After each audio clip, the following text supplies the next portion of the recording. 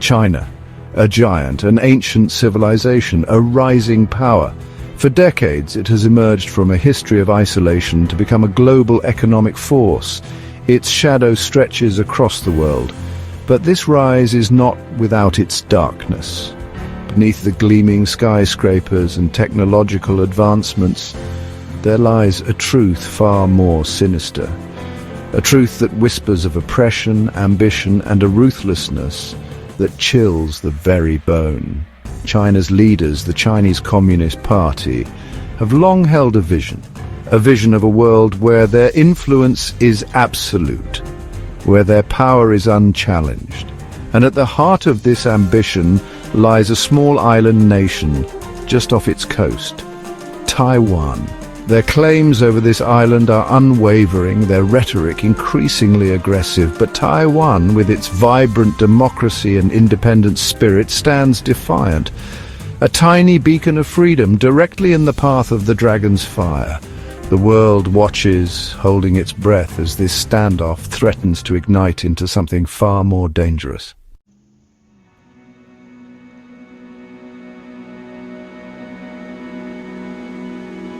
The year is 2020. A novel virus emerges from the shadows.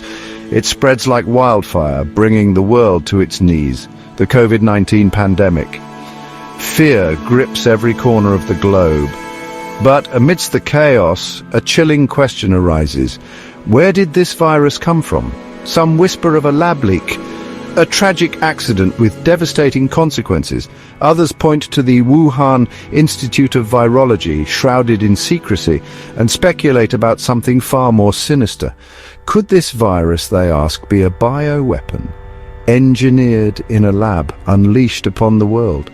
The accusations are met with denials from China, but the whispers persist, fueled by a lack of transparency. By a government known for its tight grip on information. The truth, like the virus itself, remains elusive. But the seeds of doubt have been sown, and they grow darker with each passing day.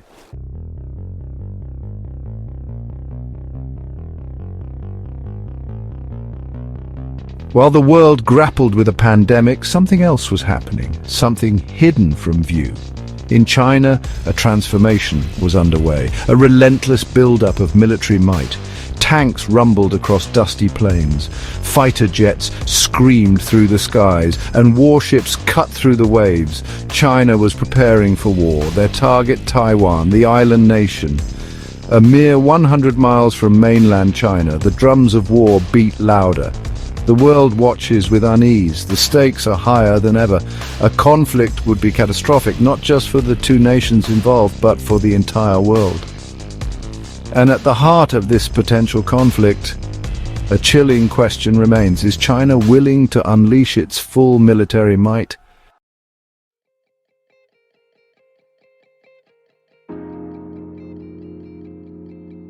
Taiwan. A small island nation dwarfed by the giant across the strait, but this island, home to 23 million people, is no pushover.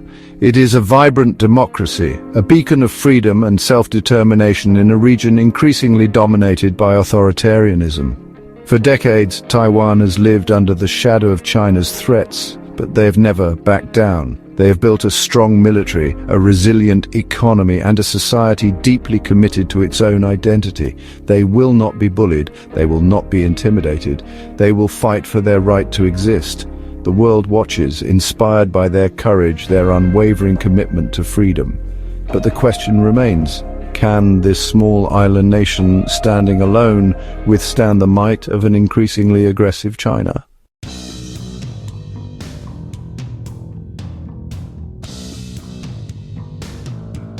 Section 5, A World on Edge. The stage is set, the players are in position, the tension is palpable, the world holds its breath, bracing for what could be the most dangerous conflict of our time. China, emboldened by its growing power, seems determined to achieve its goals, no matter the cost. Taiwan, defiant and resolute, refuses to back down. And in the middle, the rest of the world grapples with the potential consequences. A conflict in the Taiwan Strait would not be contained to just those two nations. It would draw in global superpowers, disrupt trade and economies, and potentially escalate into a wider conflict. The stakes have never been higher. The world watches, prays, and hopes for peace. But hope alone is not enough. The future, it seems, hangs by a thread, and that thread is fraying fast.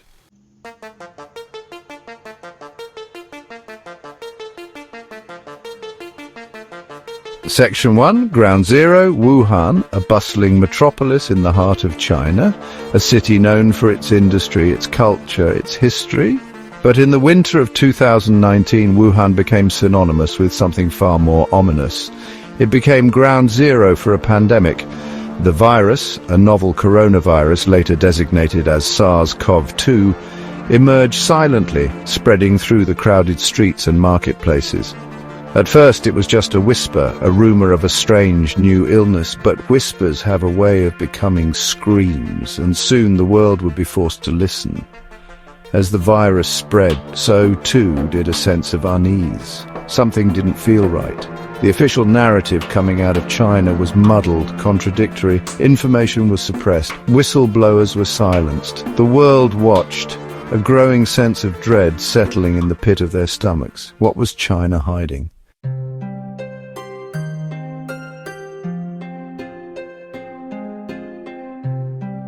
Section 2, the Wuhan Enigma.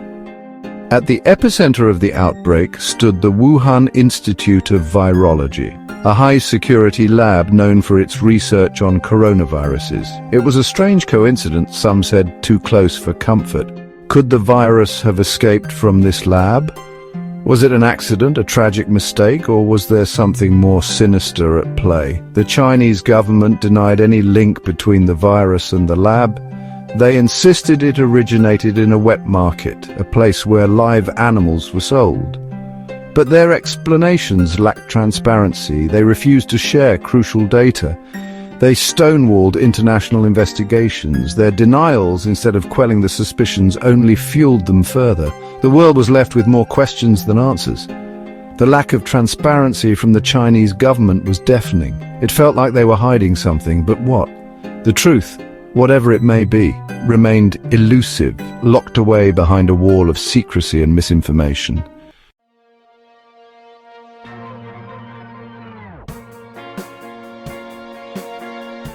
Section 3, a pattern of deception. This wasn't the first time China had been accused of obfuscation and a lack of transparency. The Chinese Communist Party had a long history of controlling information, of shaping the narrative to fit their own agenda. From the Tiananmen Square massacre to the persecution of Uyghur Muslims in Xinjiang, China had repeatedly demonstrated a willingness to silence dissent and manipulate the truth.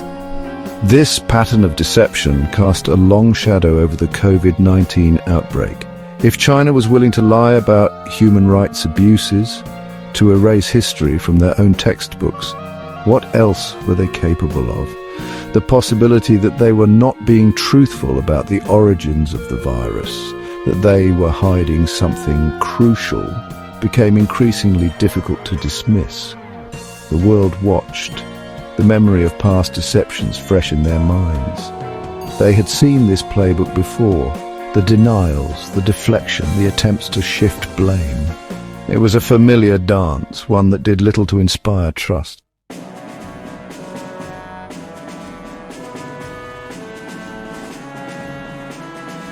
Section 4, the virus and the weapon.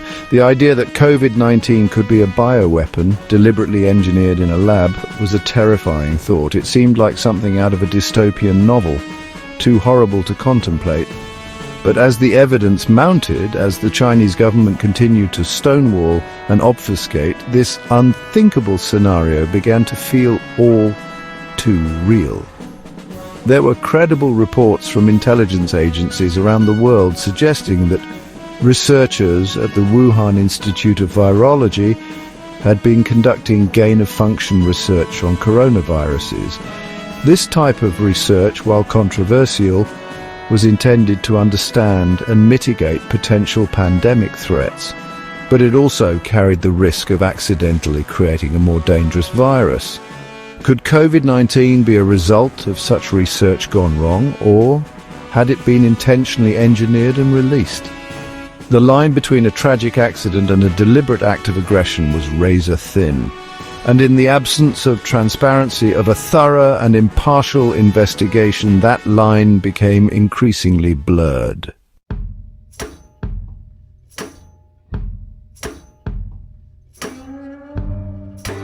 Section 5. Doubts linger, evidence mounts. As the world grappled with the devastating consequences of the pandemic, the question of its origins refused to go away. The scientific community remained divided. Some experts maintained that the virus most likely jumped from animals to humans naturally, as had been the case with previous pandemics. Others, however, pointed to the unusual characteristics of the virus, the lack of a clear animal intermediary, and the proximity of the Wuhan lab as compelling reasons to suspect otherwise. The lack of a definitive answer only fueled speculation and conspiracy theories. The world was hungry for answers, for someone to blame. And in the absence of a clear explanation, the narrative that best fit the public's fears and anxieties began to take hold. The Chinese government, with its lack of transparency and its history of deception, did little to dispel these doubts. If anything, their actions only served to reinforce the belief that they had something to hide.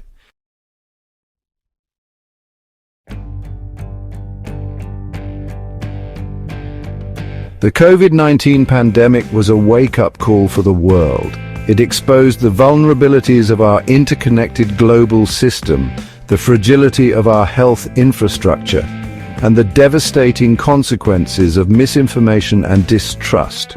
But perhaps most importantly, it highlighted the dangers of unchecked ambition and the potential for catastrophic consequences when scientific advancements outpace ethical considerations. The world emerged from the pandemic forever changed. The scars of the virus ran deep, a constant reminder of the devastation it had wrought. But amidst the loss and the grief, there was also a newfound sense of awareness, a realization that the world we thought we knew could change in an instant. The threat of future pandemics, whether naturally occurring or deliberately engineered, loomed large. The world was now on high alert, watching China's every move with a mixture of suspicion and apprehension.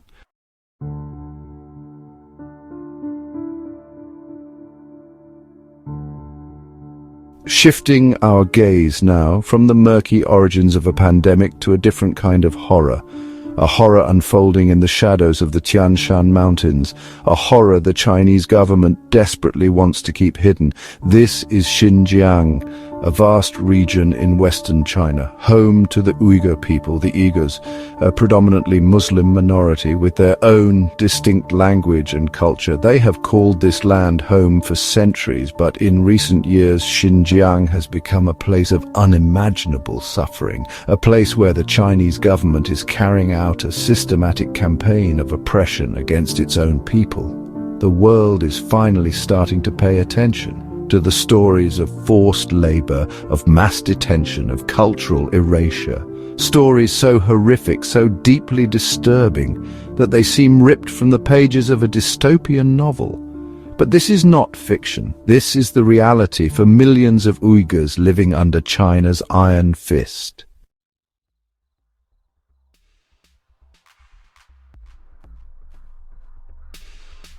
Across Xinjiang, a chilling transformation has taken place. A once vibrant region is now blanketed by a network of surveillance and control. Facial recognition cameras track every move, checkpoints restrict movement, and towering over it all, the ominous presence of re-education camp.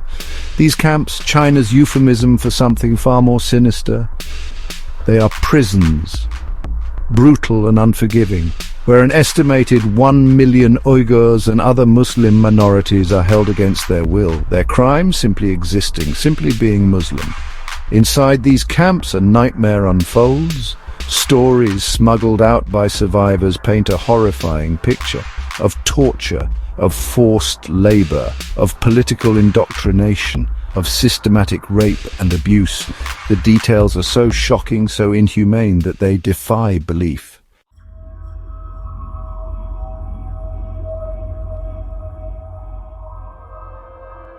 Section 3. Inside the walls. Imagine being ripped from your home in the dead of night, bundled into a van, driven to an unknown destination, your family left behind, their fate uncertain. This is the reality for countless Uyghurs, swept up in China's dragnet of repression. Inside the camps, the days blur into an endless cycle of fear and despair. Detainees are subjected to relentless propaganda, forced to renounce their faith, to pledge loyalty to the Chinese Communist Party. Those who resist are punished severely. The stories are difficult to hear. Of solitary confinement, of beatings, of electric shocks, of being forced to take unknown medications, of women subjected to forced sterilization, of children torn from their parents. The Chinese government denies these atrocities, but the evidence is overwhelming. The world cannot remain silent.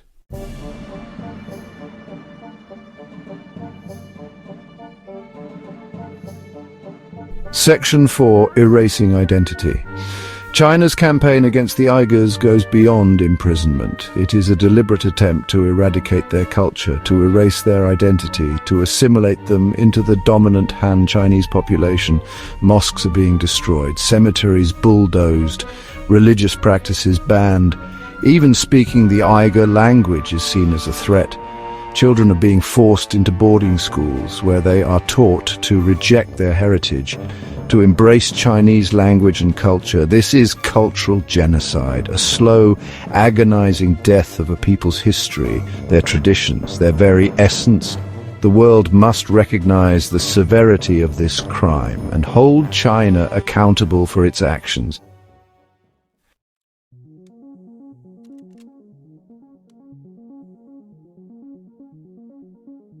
Section 5. The world turns a blind eye.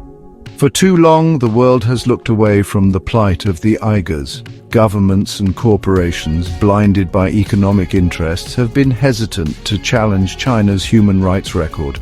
But the evidence is now impossible to ignore. Satellite images, leaked documents, eyewitness accounts, all pointing to a systematic campaign of oppression, a campaign that meets the legal definition of genocide. Some countries have spoken out, sanctions have been imposed, but much more needs to be done.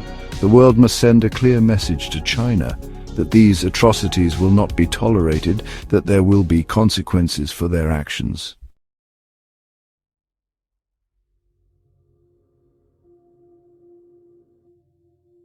The horrors unfolding in Xinjiang are a stark warning to the world, a chilling reminder that the 21st century is not immune to the evils of mass atrocities, that silence in the face of such suffering is complicity.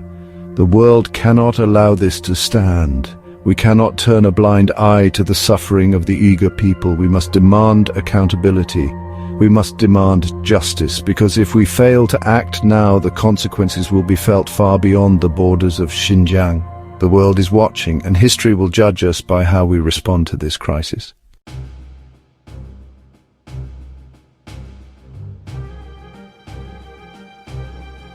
The South China Sea, a shimmering expanse of water teeming with life, crisscrossed by ancient trade routes. But beneath the surface, tensions are rising. Like a shark circling its prey, China asserts its dominance, building artificial islands, deploying warships, laying claim to territory that does not belong to them. Their actions are a blatant attempt to intimidate, to project power, to send a message to their neighbors and to the world. China is a force to be reckoned with. They will not be ignored. They will not be denied. Taiwan watches these developments with growing unease. The South China Sea is their lifeline to the world, their economic artery, their first line of defense. If China were to gain control of this vital waterway, the consequences for Taiwan would be dire. Incursions into Taiwan's air defense identification zone, cyber attacks targeting critical infrastructure, propaganda campaigns designed to sow discord and undermine morale. The message is clear: China is tightening the noose. They're testing Taiwan's defenses, probing for weaknesses, waiting for the right moment to strike. The question is not if China will attempt to take Taiwan by force. It is a question of when. Taiwan's leaders know this, their people know this, and they are preparing, strengthening their military, bolstering their alliances, determined to defend their freedom to the very last breath.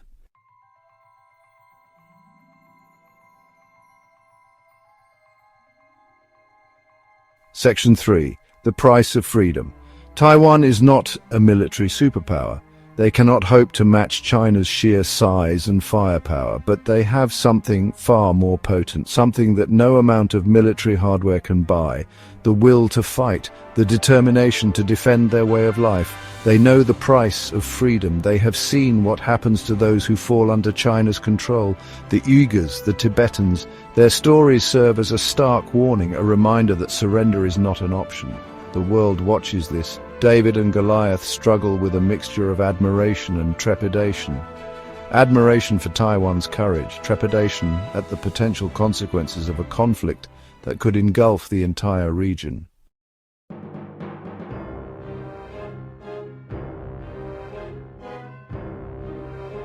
Section 4. Beyond the horizon. The stakes in this standoff go far beyond the fate of a single island nation. This is about much more than just Taiwan. It is about the future of democracy in Asia and the balance of power in the world. If China were to succeed in taking Taiwan by force, it would send shockwaves across the globe, emboldening authoritarian regimes everywhere, encouraging other would-be aggressors, and undermining the rules-based international order that has kept the peace for decades. The world cannot afford to let that happen. The consequences would be too grave, too far-reaching.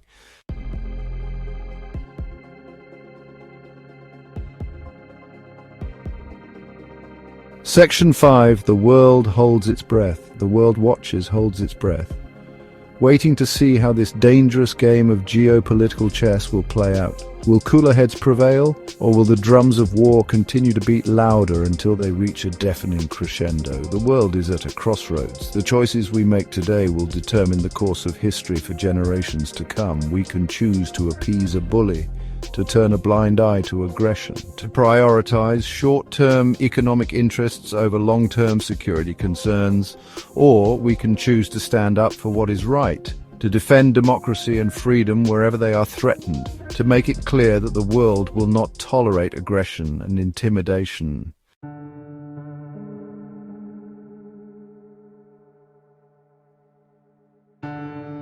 Section 6. Echoes of the past. The world has seen this before: the rise of aggressive authoritarian regimes, the appeasement of dictators, the failure to act when action was most needed. We know how those stories end: in tragedy, in bloodshed, in the loss of innocent lives. We must not repeat the mistakes of the past. We must learn from history. We must stand with Taiwan, not just with words but with actions. The world is watching, and history will judge us by how we respond to this defining moment.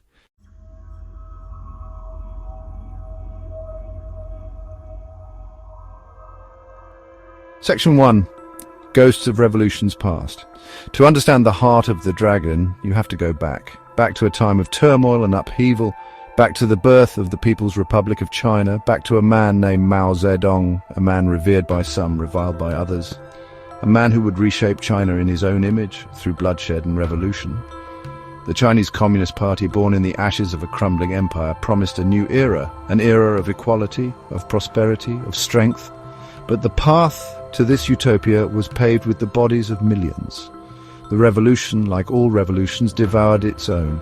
Estimates vary wildly, but historians believe that as many as 40 to 70 million people died during Mao's reign, victims of famine, of persecution, of the relentless machinery of a totalitarian state.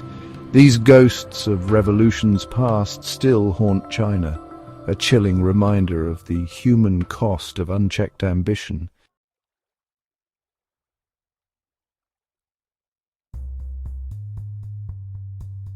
Section 2. The Great Leap Backwards. Mao, convinced of his own infallibility, launched China on a series of disastrous social and economic experiments. The Great Leap Forward, as it was ironically named, aimed to transform China from an agrarian society into an industrial powerhouse overnight. The result was a catastrophe of unimaginable proportions. Forced collectivization led to widespread famine. Millions starved to death while the government denied the scale of the disaster. The Great Leap Forward, rather than propelling China forward, became a giant leap backwards. A tragic testament to the folly of ideology over reality. The legacy of this disaster is still felt today. A deep-seated fear of instability, a distrust of dissent, a willingness to prioritize order and control above all else. These are the scars that the Great Leap Forward left on the soul of China.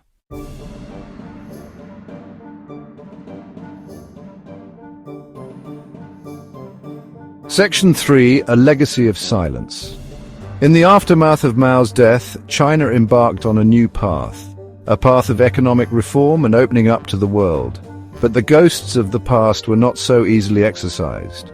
The Chinese Communist Party, while embracing capitalism, maintained its iron grip on power. The Tiananmen Square massacre of 1989 served as a chilling reminder of the party's brutality. Their willingness to use any means necessary to silence dissent, to crush any challenge to their authority. The events of that day are still a taboo subject in China, erased from history books, scrubbed from the internet, a generation forced to forget. This legacy of silence, of enforced amnesia, hangs heavy over China. It is a society where speaking truth to power can have dire consequences, where questioning the official narrative is an act of subversion, where the past is not a guide to the present but a weapon to be wielded against those who dare to remember.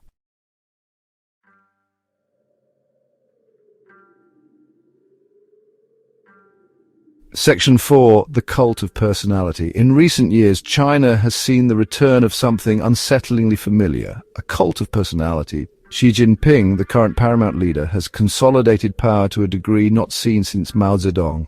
His image is everywhere, his words are law, dissent is ruthlessly crushed, the internet is heavily censored, and any criticism of the party or its leader is met with swift and merciless retribution. This return to a cult of personality is a dangerous sign. It is a sign that China is moving further away from the path of reform and openness, and closer to the authoritarianism of its past. The world watches with growing concern, wondering if the dragon is about to breathe fire once more.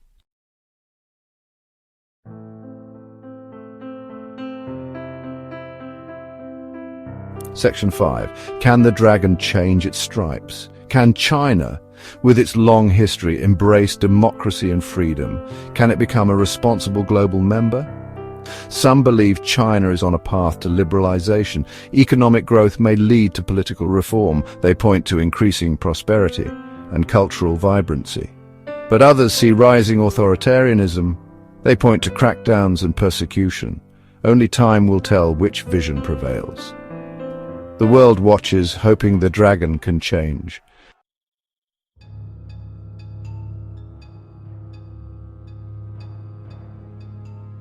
Section 1. The Eagle and the Dragon. Across the Pacific, another power watches, the United States. A nation built on the ideals of freedom and democracy, the relationship between the United States and China is one of the most consequential in the world. It is a relationship fraught with tension, competition, and the ever-present risk of miscalculation. Partners in trade, rivals for influence. Its actions in the South China Sea, its threats towards Taiwan, all are seen as challenges to the existing world order. The Biden administration has labeled China as America's most serious competitor. The US has sought to counter China's growing influence by strengthening alliances in the Indo-Pacific region. The rhetoric from both sides has grown increasingly heated, raising fears of a new Cold War.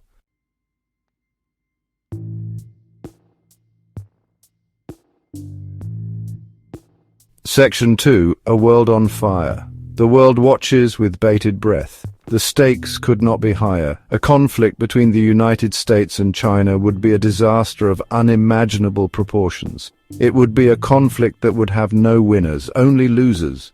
The global economy, so interconnected and reliant on both countries, would be thrown into chaos. Supply chains would collapse.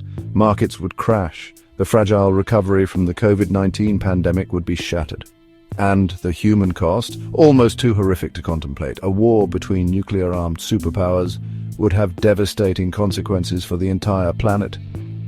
The use of even a single nuclear weapon would result in unimaginable death and destruction. The radioactive fallout would poison the air, water and soil for generations to come. And the risk of escalation of a full-blown nuclear exchange is a chilling possibility that we can never ignore.